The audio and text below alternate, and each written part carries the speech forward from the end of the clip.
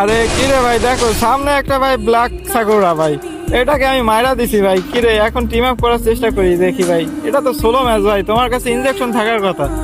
তুমি হয়তো ইনজেকশন নিয়ে আসছো, তা নাহলে তো তুমি একবারে ক্লিয়ার হয়ে যাইতা। তো দেখো ভাই, সেই ইনজেকশনটা মারতেছেও না ভাই। আরে ভাই ইনজেকশনটা তো মারো।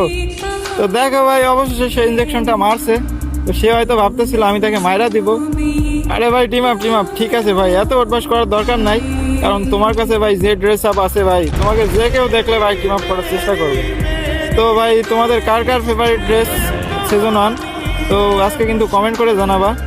তো লবিতে আমি এই প্লেয়ারটাকে দেখছিলাম, আমি ভাবছিলাম ম্যাচের ভিতর সামনে পাইলে এই প্লেয়ারটার সাথে টিম আপ করবো।